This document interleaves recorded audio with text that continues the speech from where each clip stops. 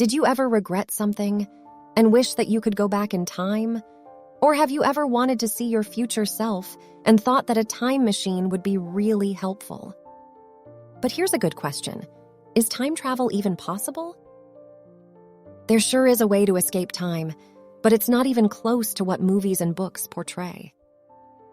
Throughout history, many philosophers and physicists like Plato, Aristotle, Newton, and of course Einstein tried to deal with the mysteries of time. But it wasn't until the 20th century that chronophysics, which is the study of time travel, became popular. But what is time exactly? While Newton thought that the speed of light could vary and that time is absolute, Einstein, with his theory of special relativity, imposed that the speed of light is a constant, moving at 300,000 kilometers per second, and that time is relative. The famous twin paradox. Imagine a pair of 15-year-old twins. One of them boards onto a rocket and travels in the outer space. The other stays on Earth. The astronaut twin travels at 99.5% the speed of light. But, according to the special theory of relativity, as you go faster, you experience time slower, and time also moves relative to the observer. When the rocket gets back on Earth, the twins realize that they look very different. The one that stayed on Earth is 65 years old, while the other is just 20. The years that went by on Earth, he perceived as only 5. The twin paradox is not a paradox, despite the name. It's just a phenomenon called kinematic time dilation. It's not really time travel as you expected, but in the end, the results are quite the same. Unfortunately, even if this thought experiment has been proven, we don't have the technology yet to travel at such a high speed. So, as I said, it was proven, but on a much smaller scale. In 1971, physicists Joseph Haffel and Richard Keating put atomic clocks, which are extremely precise, on commercial planes, to fly across the planet going eastwards and then westwards. It resulted that the one going east was 59 nanoseconds slower than a ground-based atomic clock because the spinning of the Earth helped it gain velocity, and the one going west was 273 nanoseconds faster than a ground-based clock. So an approximate difference of 300 nanoseconds was registered between the two clocks.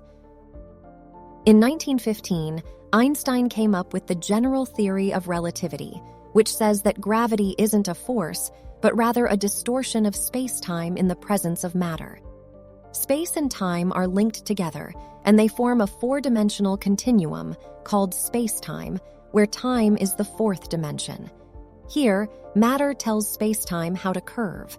So, around heavy objects like the Earth, the fabric of space-time gets warped by mass, and the gravitational field is stronger, and so time also passes slower versus further away from the Earth's surface, where gravity is weaker and time passes at a quicker rate. This phenomenon is called gravitational time dilation. It is similar to what we've talked about before about the twin paradox, except here we're not talking about speed, but gravity that influences time. This happens to GPS satellites. They orbit around our planet at a high altitude, so in a weaker gravitational field, and they are a couple nanoseconds faster than a clock on the surface of the Earth. However, the satellites adjust their clocks. Otherwise, your GPS location wouldn't be accurate. Now we know how time behaves, but let's talk about barriers that perhaps stop us from traveling to the past. Time travel to the past is a bit controversial because of the obstacles and paradoxes that it might create. Astronomer Arthur Eddington saw time as an arrow and, like Newton and Einstein, also thought that time moves unidirectionally.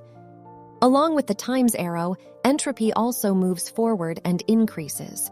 But in order to travel back in time, you need to go from a high entropy state, which is the present, to a lower entropy state, the past. However, this theory violates the second law of thermodynamics, which says that entropy must always increase, or at least remain constant.